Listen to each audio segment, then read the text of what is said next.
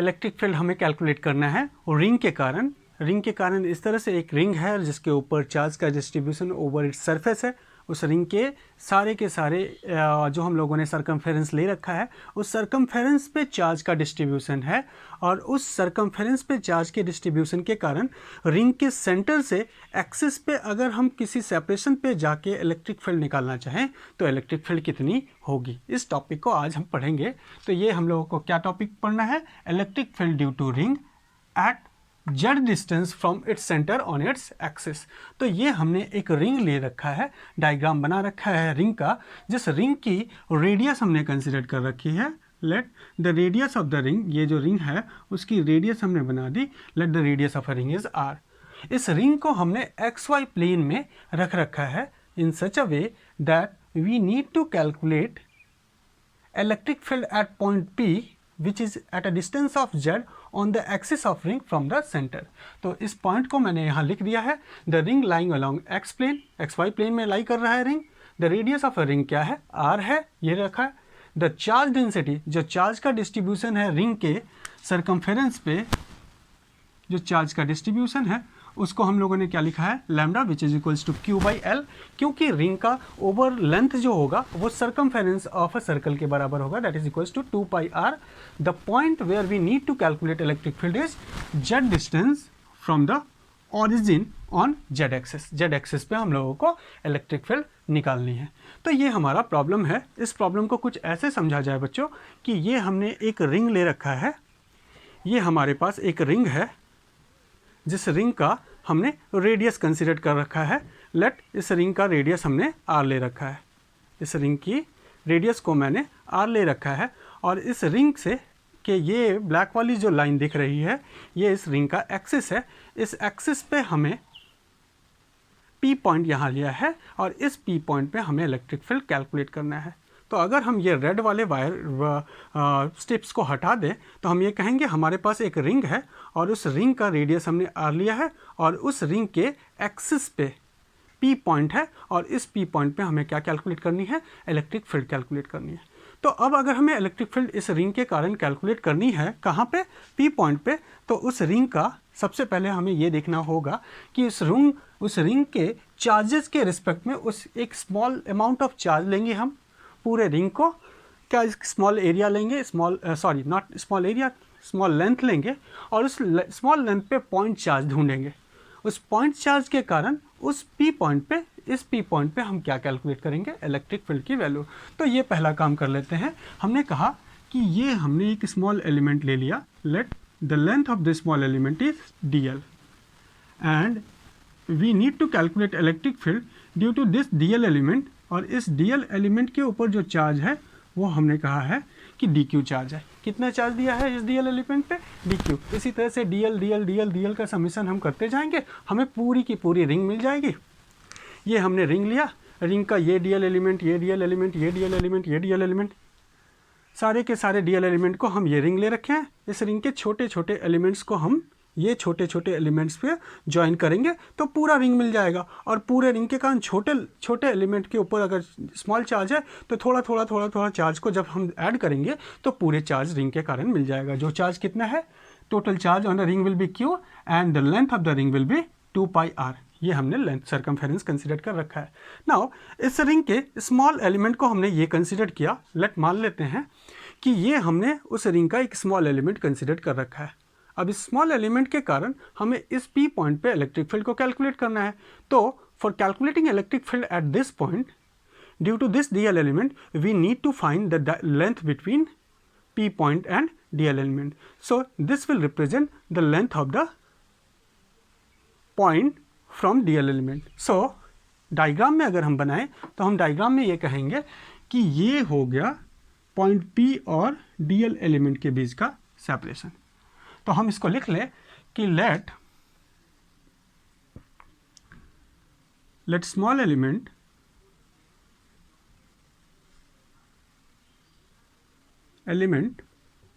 dl contain charge, कितना charge, contain charge dq charge है उसके ऊपर, and the separation of dl, the separation between point P and DL को हमने B small r ले ले।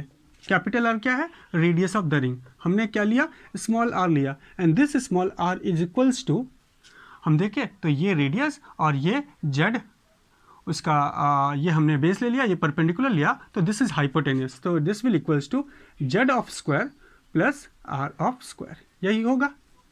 ठीक है। अब अगर ये हमने रिंग का स्मॉल एलिमेंट ले लिया और इस स्मॉल एलिमेंट के कारण इस पॉइंट पे इलेक्ट्रिक फील्ड निकालने की कोशिश करनी है हमें, तो हम ये कहेंगे this is the length radius of a ring, this will be the separation, so this the length of this line will be equals to root of z square plus r square, ये हो गया। अब अगर इस point पे हम electric field निकाले बच्चों, और इस रिंग के कारण जो चार्ज का डिस्ट्रीब्यूशन है वो चार्ज हमने पॉजिटिव चार्ज कंसिडर कर रखा है, रिंग के ऊपर कैसा चार्ज है? पॉजिटिव चार्ज है, तो इलेक्ट्रिक फील्ड की डायरेक्शन हमें ये रिप्रेजेंट करेगा। इस पॉइंट के कारण यहाँ पे जो इलेक्ट्रिक फील्ड होगी उसकी डायरेक्शन कैसी होगी? ये, this will be the direction of electric field at this point P point पे इलेक्ट्रिक फील्ड की डायरेक्शन कैसी ले रखी है हम लोगों ने? हमने इलेक्ट्रिक फील्ड की डायरेक्शन इस रेड वाली लाइन से रिप्रेजेंट कर रखी है, this will be the direction of electric field. तो हम इस डायग्राम में इलेक्ट्रिक फील्ड की डायरेक्शन को रिप्रेजेंट करें तो हम कहेंगे the direction of electric field will be like this, ये हो गया इलेक्ट्रिक फील्ड का डायरेक्शन। अब यहाँ का एंगल P पॉइंट अगर DL एलिमेंट से थीटा एंगल सबटेंड करता है, this will be the theta, so this is also theta. Now अब देखें तो ये कितना एंगल है? यहाँ का एंगल जो हमने कंसिडर कर रखा है, दिस एंगल, ये P पॉइंट इस रेड वाली लाइन स्मॉल r और z के बीच में जो एंगल बनाया है वो थीटा बनाया है, तो यहाँ का एंगल भी थीटा हो जाएगा। सो इस इलेक्ट्रिक फील्ड के दो कंपोनेंट होंगे, एक z एक्सिस x एक्सिस की तरफ और एक y एक्सिस की तरफ। तो यहाँ पे अगर रिजॉल्व करें तो इस इलेक्ट्रिक फील्ड के दो कंपोनेंट, एक इस डायरेक्शन में जिसको हम कहेंगे ई कॉस थीटा, और एक इस डायरेक्शन में, यहाँ का एंगल अगर थीटा है तो यहाँ का एंगल थीटा होगा, जिसके कारण इस डायरेक्शन की इलेक्ट्रिक फील्ड को क्या कहेंगे? ई कॉस थीटा, और इस डायरेक्शन की इलेक्ट्रिक फील्ड को क्या कहेंगे? E sine theta. तो हम ये कह सकते हैं the component of electric field at this point will be two, one is along this which is called, अब अगर इसको हम कहेंगे तो इलेक्ट्रिक फील्ड का हॉरिजेंटल कंपोनेंट हो जाएगा और इसके कारण इलेक्ट्रिक फील्ड का वर्टिकल कंपोनेंट होगा। तो हम कहें कि स्मॉल एलिमेंट DL लिया, उसके ऊपर चार्ज कितना लिया है? Q लिया है, और उस का जो सेपरेशन, उस DL एलिमेंट का जो सेपरेशन पॉइंट P से है वो क्या है? R। सो इलेक्ट्रिक फील्ड जो होगी इस स्मॉल DQ के कारण, ये पॉइंट चार्ज के कारण इस जगह पे जो इलेक्ट्रिक फील्ड होगी उसे लिखते हैं। सो इलेक्ट्रिक फील्ड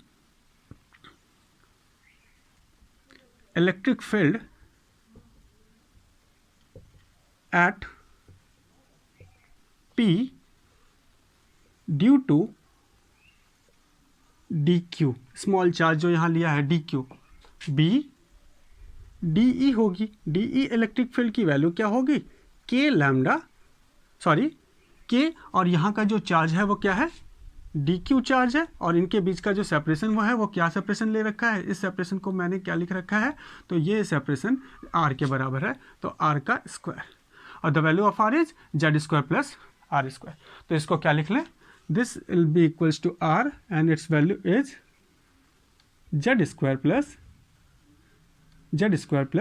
रेडियस का स्क्वायर, ये लिख लिया। ठीक है। नाउ अब हमें ये मालूम है कि सबसे पहले इस DQ को हमें रिप्लेस करना पड़ेगा, किससे? इस DQ को रिप्लेस करना पड़ेगा लीनियर चार्ज डेंसिटी के टर्म्स में। तो हम कहेंगे since lambda is equals to Q upon L which is equals to Q upon 2 pi R, तो अगर लैम्डा लेंथ पे Q चार्ज है, लीनियर चार्ज डेंसिटी लैम्डा है, और उस पर टोटल चार्ज कितना है? Q per unit length. सो यहाँ पे हम इसको ऐसा लिख सकते हैं कि अगर Q को लैम्डा को क्या लिखा जा सकता है? तो हम कह सकते हैं लैम्डा की जगह पे DQ को लिख सकते हैं, this will equals to lambda DL, total charge upon total length, तो small charge upon small length लिख सकते हैं। ठीक है।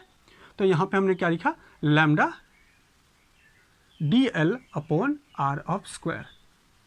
ओके। अब अगर हम ये कहें तो हम ये कह सकते हैं कि इस DL को हम आर्क के रिस्पेक्ट में भी लिखा जा सकता है, this will be the arc. तो इलेक्ट्रिक फील्ड अभी तो फिलहाल समझते हैं कि इलेक्ट्रिक फील्ड जो हमें मिली है वो कितनी मिली है, E is equals to K lambda D L upon R square.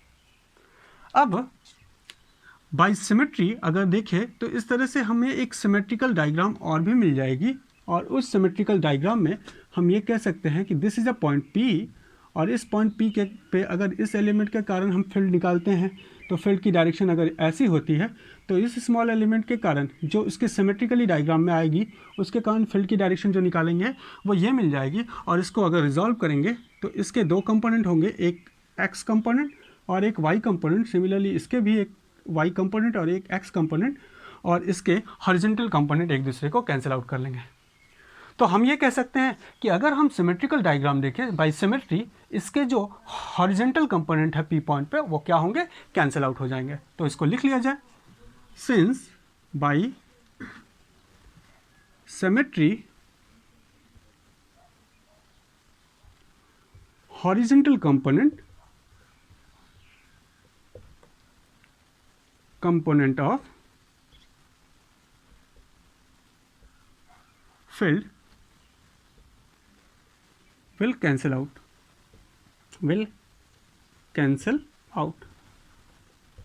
and its vertical component जो होगा,